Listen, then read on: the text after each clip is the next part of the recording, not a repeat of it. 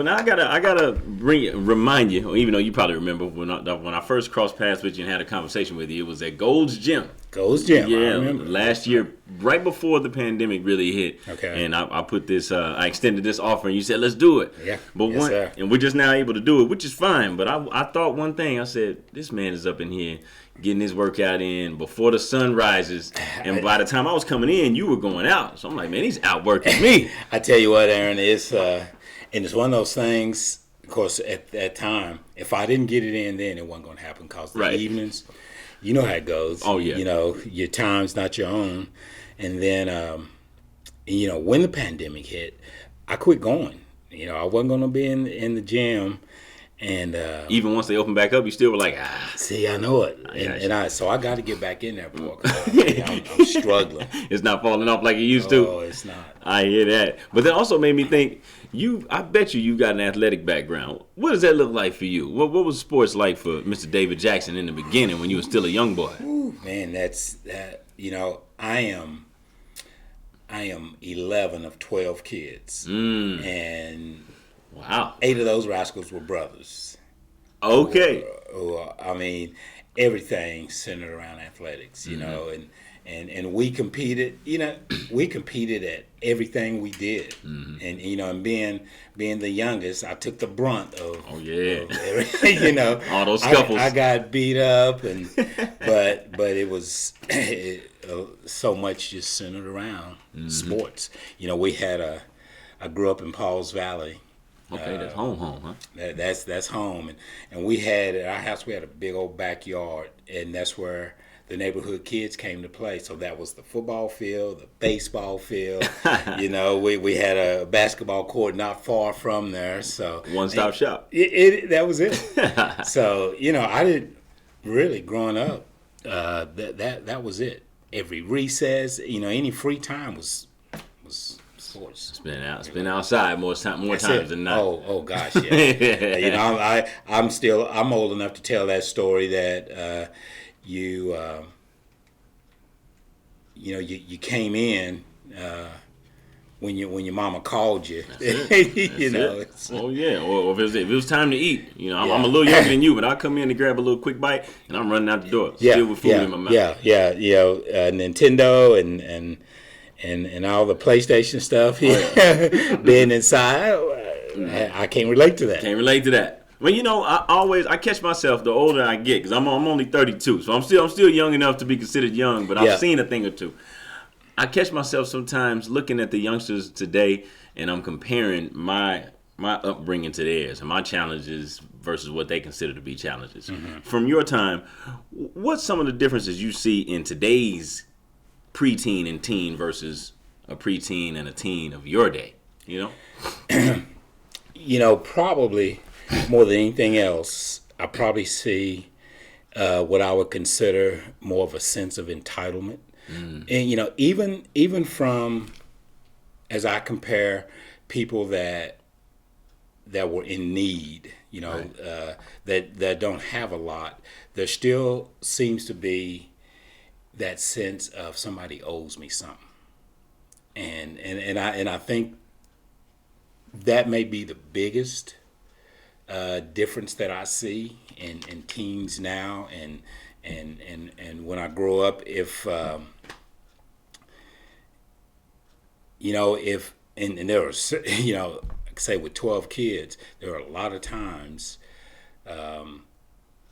I went without some things, some of the basketball shoes that I would have loved to have that everybody else had. I went without those, and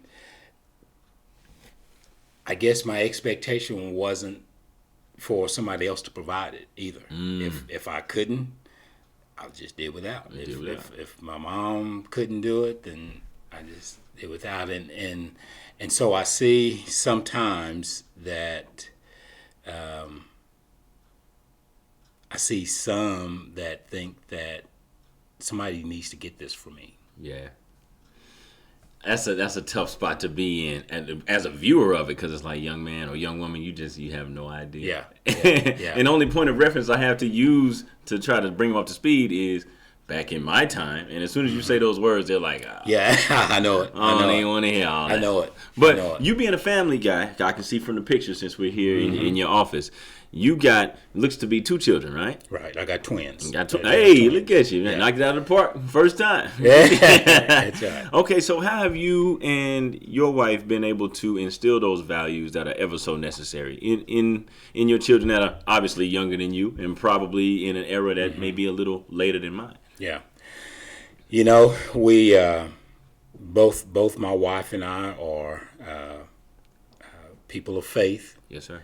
And I grew up with a strong, faithful mother who instilled in me that what we just talked about, that no one owes you anything, and probably more than anything else, that even though she couldn't provide everything that we wanted, constant reminder that we always had everything we needed. I never went without a meal, and I may not have the Air Jordans, right? But I had something. You had something to play in or to wear to school, and so I probably just, both Charlotte and I, my wife, we took those. We used those same values. I mean, that's all we had to reference is how we were brought up as we were trying to raise our kids. And I'll tell you, when we had twins, it was the scariest thing in the world. It's scary bringing one kid into the world. When you're bringing them 2 at a time, you really get nervous. But so all I had and all we had as a reference is how we were brought up. So number one, we wanted them to have the same faith we had.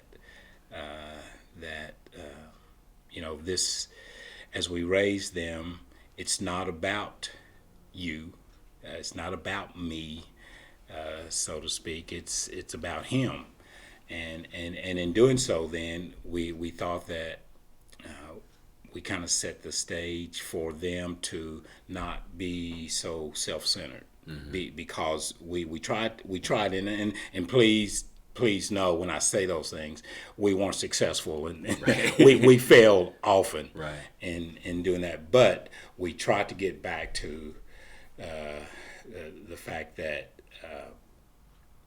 we exist for him, and so you don't have to take yourself so seriously. Yes. You're not gonna have. You're not going to have the best clothes, or you're just not going to have everything you want. No. At least not right away. Yeah, exactly. And there are even times when they may have wanted some things that we probably could have provided for them and afford, but decided maybe this is not good for them to have at this time. Right. So we just tried to raise them in a way that some of the materialistic things just wasn't that important, and for the most part, as they are young man and woman, again, we fail them in a lot of areas, but they do seem to be the kind of people that don't make material things a focus for them. So we are proud of that. They are both people of strong faith, and we're proud of that. And Aaron, you asked, how did we raise them?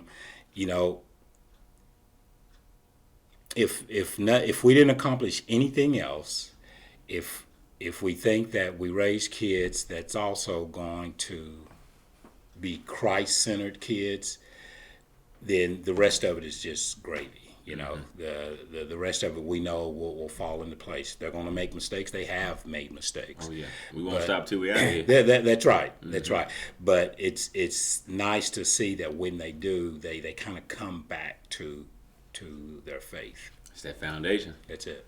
Good job, That's it. Parents. That's it. Now, speaking of a foundation, and you just gave a whole lot of perspective right there.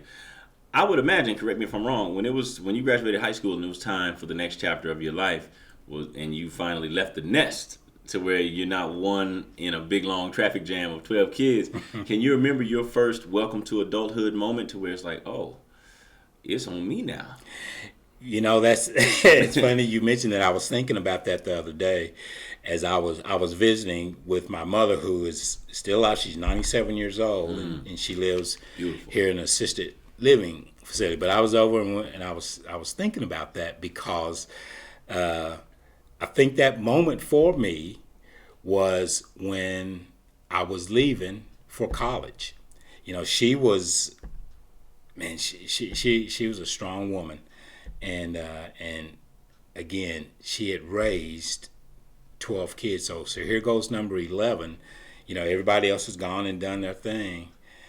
But my family is all that I knew, you know. And so I'm going up to Stillwater. I'm leaving to go to school at OSU. Yes, sir. And in that moment that you're talking about, that I think it all hit me that now it's me, is when I'm driving away, because she's standing at that door, at that screen door, like a movie in our house. Yes, yes, and she is standing there, and I'm looking back, and I was like, man, this is hard. This is, you know, nobody told me about this and how to prepare for this. Right. Did you drop a few or did you keep it dry? You know, I guess I have to go ahead and admit I dropped a couple. There ain't nothing wrong with it. I did the same thing. I did. And again, it's not, you know, I thought prepared us as well as you could to leave the nest. Right. It's just, man, when it happens, when it's real, it can still hit you pretty hard. Yeah, even though we've been building toward it, when it finally happens, it seems abrupt. Like, yeah, whoa, it does. Moving too quick. It does. How was that college experience for you? And what I mean by that is a two-part question. Of course, I want to know how you evolved into manhood during that time. But the second part of that question, did you know what it was you wanted to do career-wise early in your stint in college? Okay. Yeah, I thought I did. I thought I did. When I went to college, I had been impacted by a teacher. Right. That, you know, I didn't know a dad growing up, and probably the closest thing to a dad that I had growing up was his teacher coach, and it really, he and his whole family were just good to us, and it wasn't just me; it was everybody in town. They were just you know, that surrogate parent, but I thought because of him, and I don't know, to be honest, I don't know if I consciously thought that I want to be a teacher coach because of him, but I knew when I went to school that I'm leaning this way, and again it's and I know later it was because of this guy's influence. You know, that he showed me how much of an impact, you know, those people can have on the lives of others. So I went that route. Now I'll tell you that as I got into school, I had worked. I'll back up and tell you that since the 8th grade, I had worked for Safeway stores. I don't know if you all enough to remember Safeway. I remember Safeway. Okay. Safeway. Well, I worked for Safeway starting in the 8th grade, carrying out groceries. So we're talking 13, about to be 14 years old. All right. Yes. And so when I went to Stillwater, I worked all through junior high and high school, and I was going to take it with me to Stillwater. So I transferred my job, or at least was trying to transfer it up to Stillwater. Stillwater. Yeah. Well, the way it all worked, you know, Safeway is a union organization, so the way it all worked, Stillwater had a Safeway store, but for me to keep my seniority, the way their alignment worked, for me to keep my seniority, I had to work at a store in Perry, which was, you know, a few miles outside of Stillwater. So instead of working at the Safeway store in Stillwater to keep the years that I had already, I had to drive to Perry every day. So I did that. Now, I was only at OSU 1 year. Didn't know that part either. Okay. I was only there 1 year. I had a presidential leadership scholarship that paid for that 1 year, because that's why we couldn't afford that. Right. So anyway, I came back to East Central, or came to East Central after that. Got my job transferred there. So, and then I started, then even going to school, I started working my way up. So by the time I finished East Central, by the time I got to my senior year, I'm in the management training program.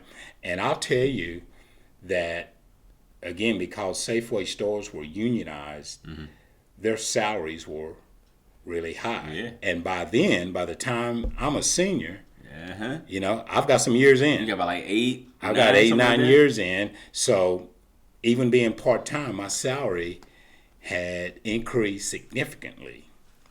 So now, where I told you I want to be a coach teacher. Yes, sir. When I start comparing what I'm making now, I had second thoughts. Yes, sir. I had some second thoughts about it. As a matter of fact, I went ahead, I followed my heart, because I had the opportunity to go back to Pauls Valley.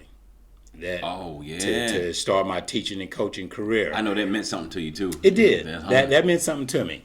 My wife, same thing. She used education, same thing. But I'll tell you, it was funny. I was working part-time, again, at Safeway, about 30 hours a week while I was going to school. When I started my job in Pauls Valley, full-time, teaching and coaching, what I was making 30 hours a week at Safeway was about $6,000 more a year than what I made when I started teaching and coaching. And you're working noticeably more hours at that point. Exactly. So that's a long way around to say, yes, I knew what I wanted to do. I questioned it sometimes, but God has a way of working it all out, and I would tell you, I'm glad He did, because I wouldn't want to be anywhere else than where I am right now. That's a major key, because we talk all day long about our salaries as educators here in Oklahoma, comparatively speaking, to other states, which is it's always a relevant conversation. Yeah, it is. But the work that we're doing, I think, is so enriching.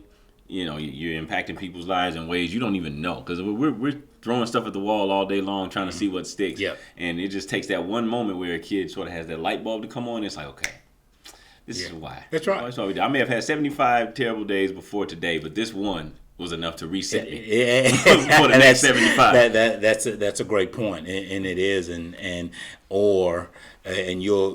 as you get older in your career, you'll have those kids come back, and that's significant too, to come back and they'll recount a story about something you did or said, and that makes it all worth it, man. I know sometimes you're like, now you remember that? Yeah. When I was trying to be profound, practicing my speeches in the mirror, you missed all that. Yeah, exactly. I said something off the cuff over here and it stuck. And that's a powerful point you make right there too. And for me, Aaron, is because they are watching and listening at times we don't realize it. Like you said, I've got my profound speech and all that prepared to impact you, but maybe they saw you helping somebody else that you didn't even know they were watching. They got it secondhand. And those are the powerful moments. That's the business we're in. It is. Now, what was your subject area as a teacher, or areas? I had a degree in a major in business education and a minor in math, and I taught math. Hey, okay. So I taught math. I never taught. Like I say, my major was business ed, but I never taught. I taught math my entire teaching career, and loved it. What level were you? Are we talking at the elementary, middle? No, I was at the high school level. Oh yeah, with the cool kids. I taught algebra. I taught trig. I never taught calculus, but I taught algebra and trig. Numbers guy, and see that math was my nemesis in school. Exactly. Man, I had to scratch and claw to get my respectable B every now and then. A couple times I had to slide out of there with a C. I got to be honest with you, but I made it through. Hey, that's it. What was your sport or sports of choice when you started coaching? You know, that's an interesting deal too. I coach. You know, you start as an assistant. You do everything. Football, basketball, track and field. Right. Junior high school, and but I tell you, my favorite sport. I thought I was best at basketball. Mm-hmm. I probably enjoyed football, and to be honest with you, I was more talented at baseball than any of them. I just thought I was a good basketball player. I really wasn't that good. Right. I thought I was. Gotcha. Ego inflated a little bit. Yeah. But baseball was probably what came more natural to me than anything else. I love football, and I love coaching football because of it. Just there's so much strategy involved in football. Football to me was that sport that I saw where even if we didn't have the most talent, we can scheme and find a way to beat you. There you go. In basketball, especially at the junior high school level, if you've got the best athletes, more times than not, you're gonna have the best chance of winning. You're gonna figure out a way to pull it off. Yeah. Football, you got some schemes you can use to equalize the talent. I like that. So I probably enjoyed coaching football more than anything else. I enjoyed it all, but football was the one that really. They got your bacon sizzling right there. Yeah, it did. Did you ever get to have a stint as a head coach? I did. As a matter of fact, I was a head basketball coach. Oh, wow. In my third year there. After I started my third year, I was high school basketball coach. Had some good teams. I never got to the state tournament. Oh, that's which tough. That was tough. That was tough. We had some good teams, but never got to the state tournament. Big dance. Oh man! Did you get close a couple times? You at least knock on the door. We got close twice. Okay. Got close twice, but never made it. And sometimes I think back to those days and wished I would have continued coaching because you want that taste. Yes. Of getting there. You want to taste that. But I had, and this is probably more information than you want. I'll bring it. But I started coaching or became the head coach in 87. Started my career in 85, became the head basketball coach during the 87 school year. But I had finished my master's degree, my administration degree, and got the opportunity to become the assistant principal there in 90. So I didn't have many years, and they wouldn't let you do both. Right. So once I got administration, my coaching was over with, and it was a hard decision. To do, but it was at that time I had my twins. Yeah. And so I'm thinking, okay, I need to think about. Need a little wiggle room in that old pocket. Yeah. I'm not mad at you. And I gave it a lot of thought. I went ahead and took the plunge though into administration. And the way it worked out, God had his plan in mind. I was the assistant principal for 2 months. Just 2 months. I started in August, and then by October, I was the principal. And I'll tell you why. My boss, the high school principal, he came in one morning. Again, this was started in August. Came in one morning in early October. Told me that he was going to a meeting down in a different part of the state. I didn't think anything of it. That's what they do. So I get this call. He's gone to his meeting, and that same day, right around noon, I get a call from the superintendent. Tells me I need to hurry and get over to his office. Well, I get to his office, and he tells me that my boss had been arrested for drugs, possession of drugs. And enough. He had enough in his possession that he could be charged with intent to distribute. Oh no! That means you got a lot of drugs on you. Oh, that's right. And you get ready to have to go sit it down for a minute. Yeah. So anyway, long story short, I'm now the high school principal. And listen, I don't know anything. I just start as the assistant principal. I'm just starting my administration career. And so 2 months in, I go from math teacher, basketball coach, living life, to the principal. and again, I don't know anything. Oh man! What made it doable was I'm back in hometown, sure, mind you, and pretty insulated, I would imagine. Yes. Working for a lot of good people. As a matter of fact, a lot of the teachers, I say a lot, there's probably about 4 teachers that I had that were still teaching. Oh wow! Look at that. So anyway, long story short, made it through that year that I had no idea that I would make it through, and then they went ahead and hired me on a permanent basis. So I became the principal at that time. So my coaching career wasn't a very long one. My head coaching career. Right, and with that happening the way you just broke it down, it doesn't sound like you had a whole lot of time to be pondering about the good old days either. No, man, hey, that's right. My feet are wet completely now. Yeah, that's right. Threw right in there, but it's worked out. That's good. You've been a natural all around leader. It sounds like. Well, I've had some good things happen to me. For sure.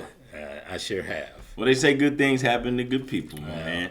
But see, I'm telling you, I started my career in education and in coaching back in August 2011. And, I was just a lay coach at that time trying to figure out how I'm going to pass these doggone certification tests because I kept swinging and missing.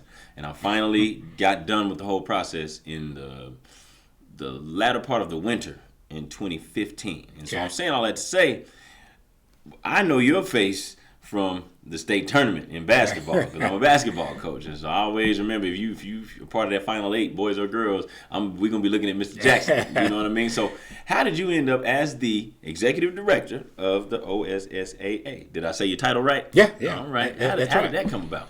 Well, again, and stop me if I'm saying too much about past because listen, I'm intrigued. Well, I told you I'd become principal. Right. I had finished 6 years of being the high school principal at Pauls Valley. I had hired an assistant principal from up here at Edmond. And in my 6th year, I had hired him. He was a coach up here in Edmond. He was going to come down and be my assistant. So he and I came to Edmond. I came to help him move. He was moving to Pauls Valley. There you go. Ran into Bill Self Sr., who was the executive director of the OSSAA at that time. And the guy I just hired had known Mr. Self, coached his daughter, and just had known him for a while. So just sit there and chit-chat, just casual talk, didn't think anything of it.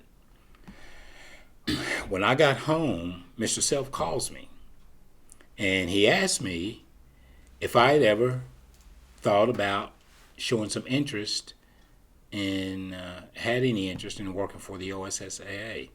And Aaron, at that time, I was one of those coaches that I didn't know much about the OSSAA. Right. They're the guys that run the playoffs. They tell me where I'm going for regionals or whatever. And that's all you need to know. And that's all I need to know. That's it. So I didn't know much about it. So I told him, Mr. Self, I really hadn't given much thought to it. And he said, well, I'm going to have an opening. So give it some thought. I'd be interested. Did he give you a timetable at all? Say when he was going to have an opening? He did. At this was probably February, March, and he said going into the next year, he'd have an opening. So he wanted me to think about make an application because they were fixing to open it. So, I was intrigued but I go home and I talk to my wife, and I'm telling you right away, she reminds me, we got little ones, we got little twins who's, they're a handful trying to raise, and because they are, we got both our parents here, both the grandmas are there to help. We got a community of people that helps us. We're comfortable where we are. Here I am, the high school principal at the school I graduated from. The message was, why leave this? Right. We're comfortable. Hard to argue that too, ain't it? It was very hard to argue. What was placed on my heart, though, was some of those same reasons were reasons that I came back with maybe why it is a good idea to leave, because you know what? We are comfortable. And are we growing? I'm in my hometown. Things are going well. I can probably stay there to the end of my career. But am I really growing? Have I really been stretched and challenged? Again, I didn't know much about this place. And so that was going to take some that was going to take some stretching. Oh yeah. If I selected that, and my wife did see that as a compelling argument. Now it didn't totally convince her. I can tell you that. And as a matter of fact, we did end up. I ended up taking the job, obviously, and we ended up making the move. But she still was a little bit reluctant to come up. I'll fast forward real quick to now. You couldn't get her out of here now. Yeah. but that's hindsight, though. Yeah. But at that time, we did settle on the fact that we had been blessed tremendously, but maybe we hadn't been put in that position where we've got to be uncomfortable and step outside of that comfort level. So take a leap of faith. Yes. So we did, and so in that was in '96. I came on board again. Had to learn a lot because I just didn't know very much. So I did that. Was able to serve. Mr. Self served for 3 more years. Then I got to work for Mr. Reynolds and then Mr. Shakely. Those guys, and again, I'm learning this whole time. And so when Mr. Shakely became the executive director, I got to be his associate, his second in charge, kind of like that assistant principal thing again. Yes, sir. And got to learn for about 7 years. Hey, that's a good chunk of time to get your fat on your brain. Yes. So did that and was fortunate enough in 16 to be named the executive director. And it's one of those things. I've been here 25 years now. And I've been here 18 when that happened. And you got that many years of experience. You think that moving into that next level job, that ain't gonna be nothing. Man, way different. It's way different. Just moving one seat over was way different. Yes, a whole nother experience. I enjoy it. For the most part. We have our days, we have our moments, but I enjoy it. But that was kind of the route I took to get here. I've always been sort of fascinated by the OSSAA as a conglomerate, for lack of a better word, and also by the position that you hold, simply because I'm curious as to know what a regular day looks like for you. What are your daily duties? What do they consist of? Okay. Gosh, I don't know if we have anything to be called a regular day around here. Oh, yeah. Aaron, because it's never a dull moment. Sure. We deal on a daily basis. We deal with eligibility issues. People want to know how to get eligible, whether it's through residence because I'm transferring or I'm moving, or how to stay eligible, with my grades and, all the rules that we have for eligibility, we're answering those on a daily basis, mainly from school administrators, but parents too. They'll bypass their administrators. And that's fine. But that was going to be my next question. That's not an issue, is it? No, no, never. We're always pleased that people are calling asking. Sure. Because a lot of times people might think they know, or they're just not aware, and we go do something that it becomes a violation, and now we're looking at penalties. Sure. And that's the last thing that we want to do. Contrary to what a lot of people believe, we don't take any pleasure in having to penalize for violations. Right. Have to sometimes, but yeah, we would much rather people call and ask questions so we can handle it and do whatever they want to do the right way instead of penalize. But a typical day is a lot of phone calls dealing with eligibility issues like that, and for the most part, we handle those eligibility concerns, and we're dealing with how to make our activities better. We're planning for playoffs on whatever season it is. It's with state tournaments starting in March. We don't start in late February planning. we're into the planning stages months before. So a lot of our day is engaged in doing those things. How do we, finding sites, making sure that we have the right people to manage those sites and those type things. And then a lot of what we do center around how do we make our activities more than just going out and playing a game. Because we pride ourselves in every activities association in the country. We think our activities have to be different than AAU or MAYB, the club stuff. Sure. Nothing wrong with the club stuff. But our activities, we want to be more than going out and winning games and putting myself in a position to get a scholarship. Sure. As a matter of fact, a lot of what we share with people when they call, when we make them ineligible, they'll tell us, well, you're killing my kid's opportunity to get a scholarship. We never want to do that, but we don't think that's the purpose of the Activities Association. As a matter of fact, the position we take is a student athlete that's going to be good enough to get a scholarship, they're going to be found. They're going to be found whatever they do. Our focus, and I'll tell you, the studies show that about 2% of the high school athletes are those that's going to go ahead and go on to college and get scholarships to continue activities in athletics. Small number. It is. Relatively, it's a small number. We try to focus on the 98. That's not, because we want them to come away with more than just again playing the game. What can I learn that's going to help me in my job by having played basketball or football or running track?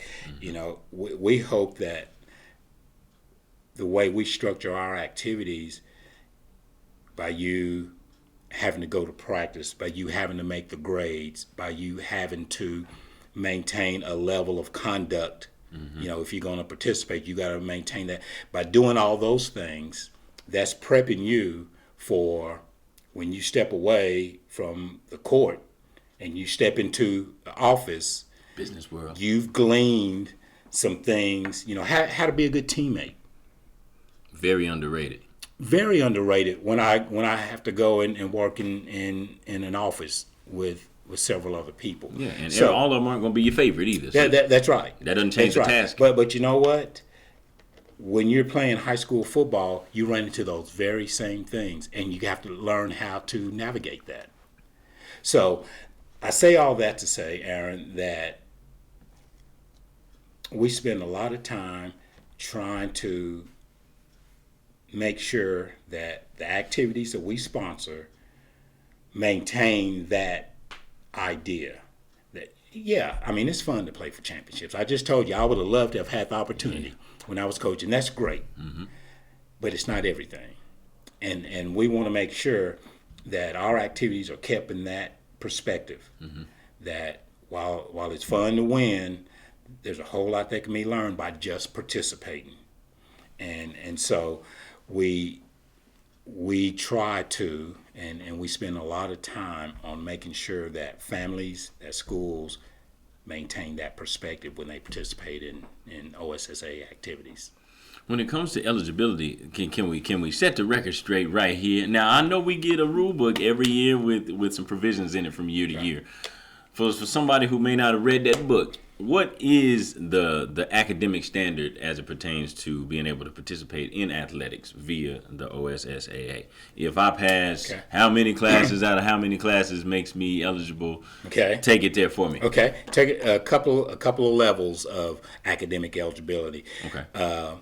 On a weekly basis during the school year, our eligibility rule says you have to be passing every class to maintain athletic eligibility. So you got to make a passing grade in everything that you're in. Now, simple enough.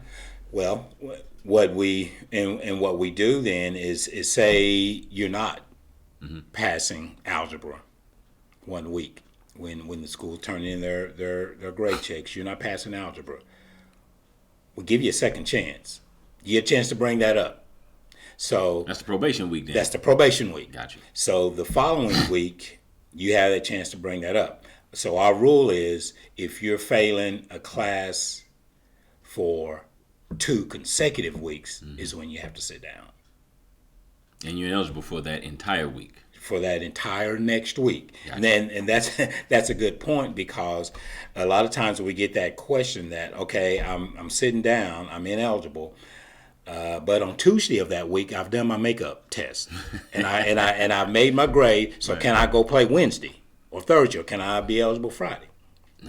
Once you're deemed ineligible for that week, it's Sunday through Saturday. Now, has it always been that way? It's always been that way. Okay, well then, listen, I ain't gonna tell on anybody, but when I was a kid, I remember getting that note. After you pass, okay, take that note to such, you're good to go. But that, I think the statute of limitations may be up on that. I was in like middle school. All right, we won't go do some research. No, I'm gonna go do some. Don't go dig up the bodies, please. Okay. now, as it comes to the residential thing, when kids, it's sort of an instant gratification sort of atmosphere these days with these kids. They don't like what's happening. They may not give it time to develop. They want to move around, whether they're transferring within the same district or if they're picking up and moving, using another address. How does that work? Let's say I'm Aaron Daniels. I'm at Central, Tulsa Central playing ball, and I don't like it. I want to move around, but I don't want to lose a year. How would I have to do that? All right. Well, I'll start with telling you what the base rule of residence eligibility is, which is you are only eligible in the district your parents or your guardian reside. That's where your eligibility is established. Okay. When you decide now, if those parents pick up and they move from District A to District B, you're still eligible again, because you're tied to where your parents are. If your parents live in District A and you're unhappy with the coach or your playing time or whatever, and say you want to transfer over here to District B, you think you got a better shot, you are ineligible. By our rule, you're ineligible from varsity activities for a year. Now, and I emphasize varsity because about 8 years ago, it used to be you're ineligible for everything for a year. But now we do allow JV participation while you sit out varsity for that year. Okay, so when you transfer away from where your parents live, you transfer to another school in another district, you got to sit out a year from varsity activities. That actually seems like a pretty simple concept to me. It does. Now, we do.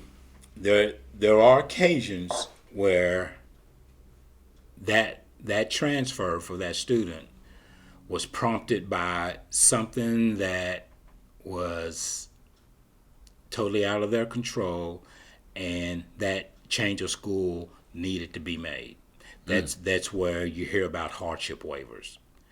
We will look at a hardship waiver for that student who transferred from A to B because something may have happened in their family or something that makes it impossible for this kid to stay here. He can't go to school here anymore. So that's a case-by-case basis. That's a case-by-case situation that we'll consider those. How true is it that an 8th grader going into high school can go anywhere he or she wants to go, whether it's in or out of the district that they've been in, and they can be eligible right away? It's a good question. That's another rule that changed within the last 8 to 9 years, where what we allowed you as you entered the 9th grade, as long as you live with your parent or guardian, and they lived in A and you wanted to go to B, as a 9th grader, you can do that. We allow you to choose where you want to go in the 9th grade. And that's where they establish.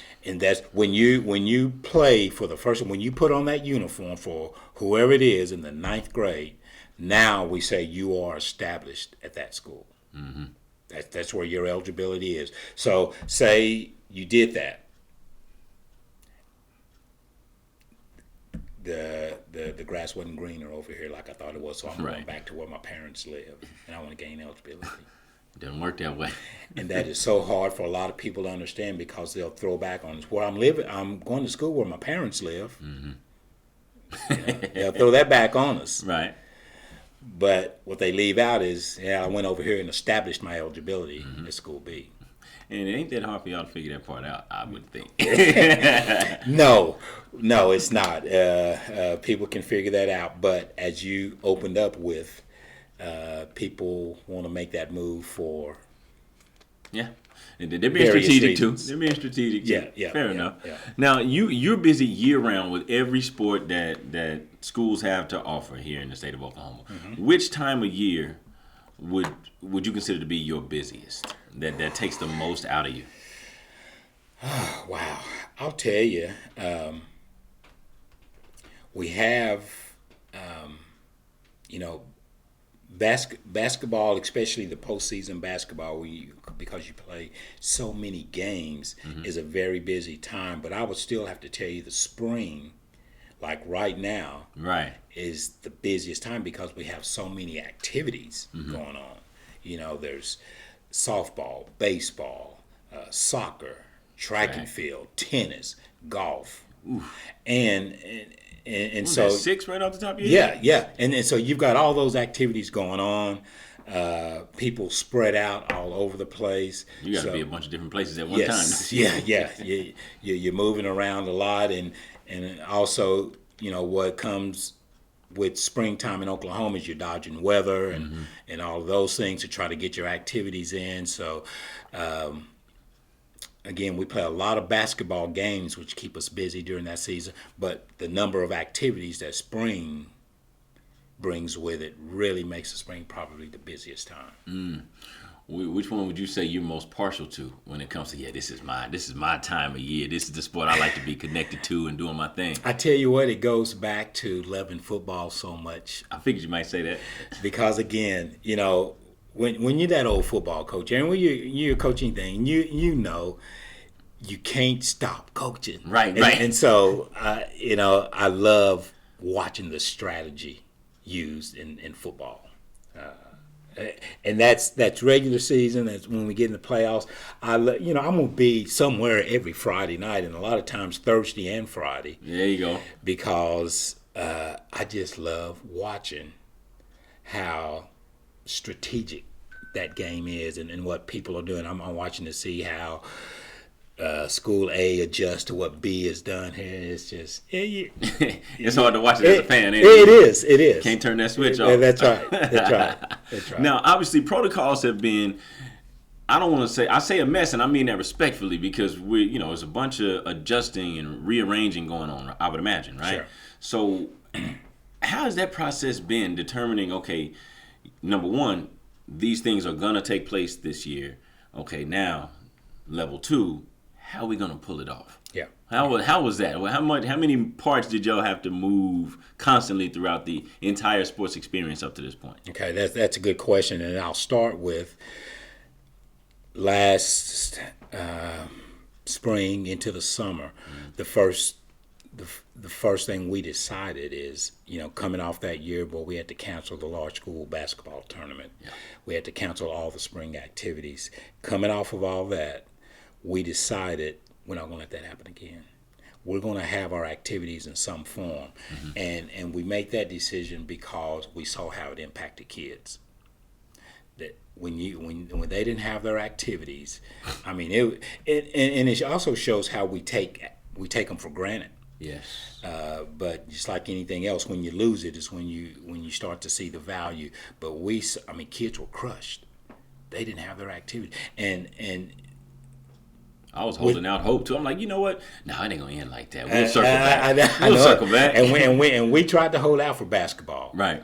Because in basketball, you had a state tournament. These people worked hard all year long to get to the state tournament. And I tell you another thing that was crushing about that is it would happen that year, but we had about 5 schools that were in the state tournament for the first time. Man, that was a blow. Oh, that's tough. and then all the spring you had all these kids that didn't have their activities, seniors that didn't get to have their senior year.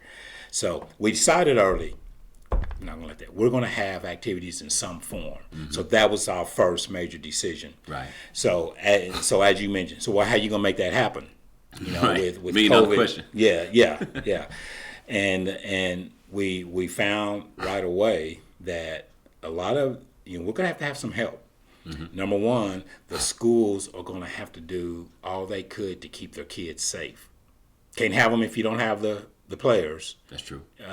So we just implored the school officials to do everything you can to keep the kids safe, and they did. And I felt bad for a lot of the school leaders, a lot of the superintendents, because they were put in some tough positions on, do I have virtual? Do I go all virtual? Do I keep them on campus? Do I, a mixture of that? School superintendents were really in a tough spot. But whatever they did, we were fortunate that they felt the same way we did. Let's see if we can have our activities, because they know what it means to kids to have them. Oh yeah, it serves as a huge incentive. Maybe more than it needs to, but it's good for them to have it rather than not have it. Absolutely. And I'm biased because I'm a coach, so I guess. Well, and I think what they saw, as we saw, like you said, it's an incentive to make those grades, to watch my behavior, my conduct. It is an incentive for that. For a lot of kids, that's the best part of the day. That's the best part of the day, to be able to go out and play football or basketball or whatever it was. And to have that taken away, you saw some real emotional problems with a lot of kids when they didn't get that. So anyway, our school people, we had to have their support, and they were very supportive. Schools did what they needed to do to try to keep the kids safe. I gotta say, job well done on that. You know what I mean? Obviously, people feel however they feel about it. Could things have been better in some area? Maybe so, but they could have been a heck of a lot worse. They could have been, and where you say things could have been better, every school person will admit that. But what they'll also tell you, like we tell you, is we didn't have any experience to draw from. This is the first pandemic, so we're doing the best we can. Without any experience. So anyway, but they did. The school people did a great job. So then it came to, we can make it through the regular season because everybody's pulling in the same direction. And then you get to the playoffs, and you've got playoff venues that, I don't know about bringing these other people to our campus. Yeah. Especially, I would think, and correct me if I'm wrong, does that hesitance, did it heighten considering that these venues, some of their teams weren't alive anymore. Absolutely it did. Okay. Absolutely it did. I thought so. Because again, that means that we're hosting people from all these other regions. I don't know what they've done to mitigate COVID. Yeah. But I'm bringing all of them to our campus. What is that going to do to us? There's a lot of hesitation there. And a lot of people that normally would host some things said, no, not this year. Couldn't be mad at them. Right. We understand that. But fortunately, enough of them did say, hey, we're still here to help out. And so we were so thankful for that. Now, what also made it tough is not only finding those few venues, but even those venues had limited capacities. What are we going to do to help keep things clean and sanitized? So, we had those type of protocols. So that was tough. Right. That was tough. It was a struggle to get through the playoffs at anything that we had. And I remember seeing some unconventional things. One of them that pops out in my head was, speaking to the, I'm not. Maybe it happened in the small schools, but particularly in the large schools, I'm seeing some teams who just got through hosting regionals end up also hosting their own area the following week. I'm like, that's right. Wow, making it happen. First time, first time we've done that, and again, out of necessity, because as you've alluded to, generally when we go to regionals, that's a neutral site. Mm-hmm. You're going to you're not on your home floor, but because we didn't have enough of those sites, we just made it to where the highest rated team would be the host. We thought that was the fairest way to manage that. I'd say so too, man. Winning has to be premium, right? Yeah. Now you said something a moment ago that made me think about something. Was every venue sort of marching to the beat of their own drum in terms of capacity? How many people they were going to allow? We did. That's another tricky thing. It is. It really was, and we left it up to them. I mean, we're asking to use your venue. We're certainly not going to tell you how you want to manage that. Mm-hmm. So, and it varied. It varied from a very small percentage. We're fortunate that venues didn't say, well, you can bring the kids in to play, but we're not going to have any fans, because in a lot of states that did happen. Yeah. But we did have several that only allowed a small percentage of fans in. We cleared the gyms after each game to sanitize, and that was their call. We left it up to them. Thought it was the only right thing to do. We're asking them to use their venue. We're certainly going to let them run it the way they want it to. One more facility question on that, and then we'll move off of that. How does it, under normal circumstances, pre-pandemic, what would the process normally be when it comes to determining, okay, which sites you guys are going to utilize for the area and even for the first round of the state tournament, right? Those sub-sites. We will start that process when school starts. Okay. Looking for sites that can be used, outside of those where it's not predetermined. But mm-hmm. when we're going to go to neutral sites, mm-hmm. we're already contacting administrators. Would you be available? We're asking this in September. Would you be available in March during this weekend to host a neutral site if you're not playing, kind of thing? So we start that process early so that we know going in. We can communicate that to schools, throughout the year, that it's not a surprise. I don't want that basketball team to finish the regional tournaments and then wonder where they're going to be going the next week. We want that determined. We want that determined beforehand so they can, the schools can make plans. As they move through the playoffs. I can remember we usually get that information on that Sunday, right? Yes. We wake up after we, punch our little ticket to the next week. I was like, this is where we're going to be? Yeah. Okay, cool. Now, does the school or the site that hosts that area, do they get to keep the gate and concession and all of that, or is that not your department? Yeah, no, it is. The gate receipts come to us. Okay. Those are ours. Everything else, when we pay those sites, whatever they tell us it costs them to hire ticket takers, security. We pay them. We don't want them to be out of any expense. Sure. So we'll pay them to host that, and then they keep all concessions. For sure. Yeah. The East-West split. I'm still trying to, wrap my mind around it. I probably should be more knowledgeable of it at this time, but I don't. How is it determined from year to year? I'm thinking, is it 6A more prevalent than any other level where you may end up sending a team from the West to the East or vice versa? Well, it's done to balance numbers. Okay. We want 16 and 16. Gotcha. And just by virtue of an imbalance in the numbers, when you split up geographically, East for the most part is going to have, depending on the ADM differences each year, but for the most part, the East side's going to have, they may have 18, where the West may have 14. So you've got to send 2 West Side schools, and when you do that, when you create that split, you're trying to also balance strength. When you send whatever teams need to go, however many. So if you got to send 2 from the West to the East, if it's already top loaded with strong teams on the East side, then we don't want to send 2 more strong ones. Right. So we take a look at that. Yes, sir. When we determine which schools we decide to send.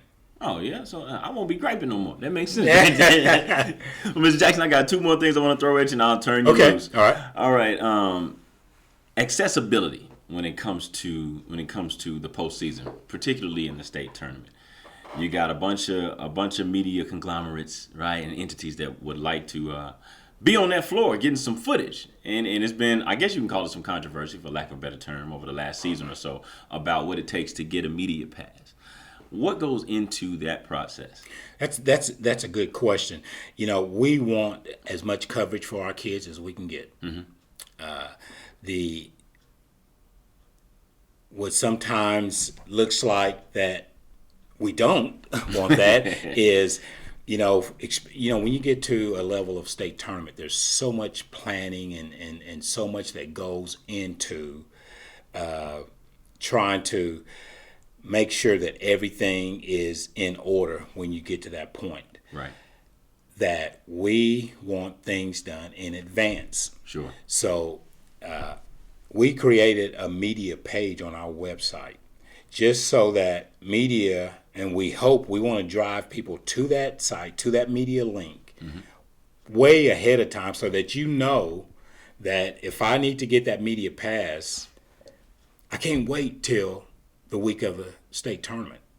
I need to send in my form, make a call, do what I need to do way in advance. So that link tells what has to happen in order to get the pass. That's right. Oh, it gives you the steps. That's right. Because we again, it's not that we want the coverage. We want our kids to have all the coverage they can get.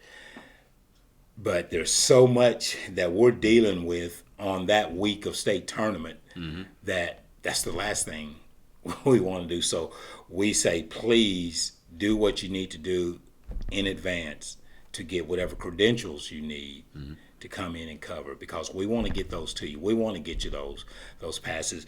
And when you request them, we don't have them ready just to hand out. We have to go and produce them. And a lot of people don't understand that. Yeah. We often may get a request the morning of. And it's impossible to turn that around, in the time that who's ever asking for it needs it. Sure. That's just the way the cookie crumbles sometimes, as they say. Yeah. Now, here's how we'll put a wrap on it, Mr. Jackson. Now, you've given me a whole bevy of things to think about once we leave out of here. Okay. And you've done a lot. You've been a bunch of different places. You've reached different levels in this field of education and leadership. But it told me one basic thing. You seem like a guy that don't have a whole lot of time. So when you do get some downtime, how do you decompress? What are some of your hobbies outside of anything sport related? As you and I talked about, I used to like to work out. Yeah. You get back in it. I know you will. Not only do I like that, but it is a great stress release just to be able to go and work out and relieve some of that stress. I love playing golf. Hey, all right. I love playing. Now, I'm horrible. All right, that was going to be my follow-up. Okay. I'm not very good. Not very good. But I love playing, and I'll play every chance I get. I have when this time of the year comes around and the weather warms up, I have a group, my brother, my nephew, another friend of ours, every Saturday. Yeah. We're somewhere playing. Now, done. again, we're all about the same level. So, so it's not real pretty golf, right. But I love to play. And I think one of the things that I love about that game that kind of goes back to my love for sports and especially football that I talked about is that it's a game that I found out right away you never master. You always and your competitor is yourself. Yes, sir. For the most part, and you never master that. You know, you can practice all you want to, get lessons, and you can go out one day and you feel pretty good about how you played, and you can go out the next day and it's like you've never played before. And that's the challenge in that game, is to try to get better, because it's a booger to try to navigate. Starting over every day, basically. Yeah. So I love working out. I love to play golf. Kind of a movie buff. Yeah. Me too, man. Like movies. For sure. So, but that's I'm pretty simple. There's not a whole lot there. Well, I guess that circles all the way back to what you said earlier in this. Don't take yourself too seriously, huh? That's right. That's right. Well, Mr. Jackson, again, I've loved this. I appreciate you taking time out for us on this Sunday, which is probably one of the days you don't have to do a bunch of hustling and bustling. That's okay, Aaron. You and I talked about this, and Yes, I sir. promised you I'd do it. And, You did it. And I sure didn't want to go back on my word. You delivered it. So you keep taking care of yourself and keep up the great work, my friend. All right, you do the same. Yes, sir.